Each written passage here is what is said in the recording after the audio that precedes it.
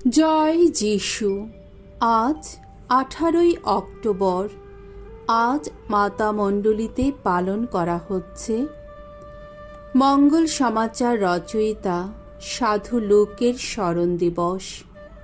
প্রথম পাঠ শিষ্য তিমথির কাছে প্রেরিত পলের দ্বিতীয় পত্র হতে বাণী পাঠ, 4 অধ্যায় 10 থেকে 17তম পদ। একমাত্র লোক এখন আমার সঙ্গে আছেন। স্নেহের তিমথি, তাড়াতাড়ি আসবার জন্যে আপ্রাণ চেষ্টা করো, কেননা দেমাস এই সংসারের মায়ায় পড়ে আমাকে ত্যাগ করেছে। ও এখন থেসালোনিকিতে চলে গেছে। এদিকে আবার ক্রেসেন্সকে যেতে হয়েছে গালাতিয়া আর তিতকে দালমাতিয়ায়। একমাত্র লোক এখন আমার সঙ্গে আছেন। তুমি বরং মার্ককে বলে কয়ে তোমার সঙ্গে এখানে নিয়ে এসো। তিনি তো ধর্মসেবার কাজে আমাকে যথেষ্ট সাহায্য করতে পারেন। তিখিসকে আমি এফেসাসে পাঠিয়ে দিয়েছি।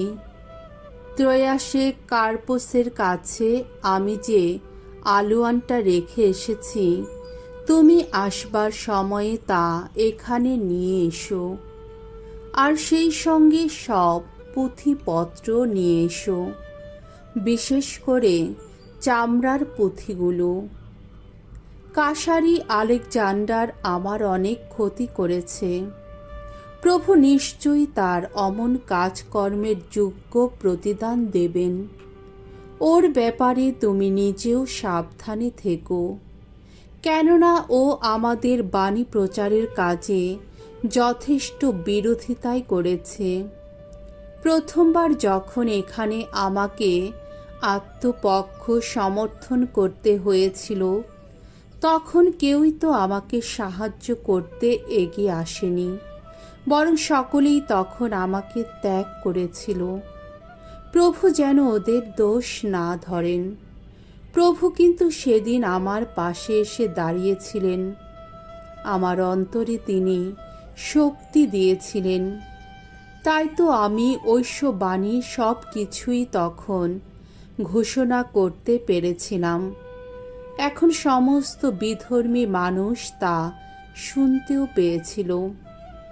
সেদিন আমি তো এইভাবেই যেন সিংহের গ্রাস থেকে উদ্ধার পেয়েছিলাম। প্রভুর বাণী। ঈশ্বরকে ধন্যবাদ। শাম সঙ্গীত 145, 10 থেকে 13 পদ, 17 থেকে 18তম পদ। ধুয়ো। প্রভু, গাইবে তোমার ভক্তজন, মহান রাজা তুমি। ওগো ভগবান, তোমার সকল সৃষ্টি গাইবে তোমারই গুণগান। ভক্তদের কণ্ঠে শোনা যাবে তোমার প্রশস্তি গান। তোমার রাজত্বের গরিমার কথা প্রচার করবে তারা। সকলকে শোনাবে তোমার কর্মশক্তির কাহিনী। মানুষকে তারা জানাবে তোমার শক্তিদীপ্ত শত কীর্তির কথা। জানাবে তোমার রাজত্বের উজ্জ্বল গরিমার কথা। তোমার রাজত্ব চিরকালেরই রাজত্ব। তোমার প্রভুত্ব বিরাজমান যুগে যুগান্তরে। ভগবানের সকল নীতি ন্যায় ধর্মের নীতি। তার প্রতিটি কাজ করুণারই কাজ।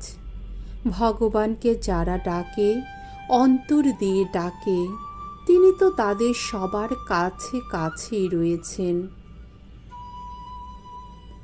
বাণী বন্দনা। জয় জয় প্রভুর জয়।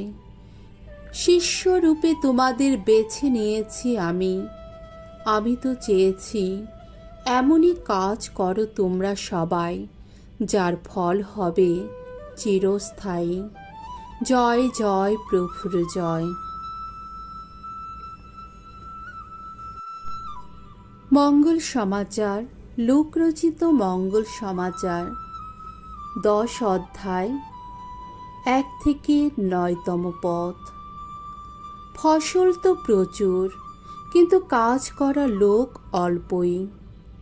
প্রভু আরও 72 জনকে বাণী প্রচারের কাজে নিযুক্ত করলেন, আর তাদের তিনি দুজন দুজন করে সেই সমস্ত শহরে ও জনপদে তার আগে আগে পাঠিয়ে দিলেন, যেখানে নিজেই তিনি শীঘ্রই যাবেন। তিনি তাদের বললেন, ফসল তো প্রচুর, কিন্তু কাজ করার লোক অল্পই। তাই ফসলের মালিককে মিনতি জানাও, তিনি যেন তার শস্য খেতে কাজ করার লোক পাঠিয়ে দেন। এবার তোমরা রওনা হও, তবে একটা কথা মনে রেখো, তোমাদের আমি পাঠাচ্ছি যেন নেকড়ের দলে মেষ শাবকেরই মতো। সঙ্গে তোমরা টাকার থলি বা ঝুলি বা জুতো নিও না, পথে কারো সঙ্গেই কুশল আলাপ করো না। যে বাড়িতেই ঢোকো সেখানে প্রথমেই তোমরা বলো, এই বাড়ি শান্তি হোক। সেখানে শান্তি পাবার যোগ্য যদি কেউ থাকে, তাহলে তোমাদের ওই শান্তি আশীর্বাদ তার উপর গিয়ে অধিষ্ঠিত হবে। আর যদি যোগ্য কেউ না থাকে, তাহলে তোমাদের কাছে তা ফিরেই আসবে। তোমরা সব সময় একই বাড়িতে থেকো, তারা তোমাদের যা কিছু দেয় তোমরা তাই খেও, তাই পান করো। কেননা যে কর্মী, তার মজুরি পাবার অধিকার তো আছেই। তোমরা এ বাড়ি ও বাড়ি করো না। কোনো শহরে প্রবেশ করলে যদি সেখানকার লোকেরা তোমাদের গ্রহণ করে, তাহলে সেখানে তোমাদের যা কিছু পরিবেশন করা হবে তোমরা তাই খেও। সেই জায়গার রোগীদের তোমরা সুস্থ করে তোলো, আর সকলকে বলো, ঐশ্বর রাজ্য এখন তোমাদের খুব কাছেই। প্রভুর মঙ্গলময় বাণী। খ্রিস্ট প্রভু তোমার প্রশংসা হোক।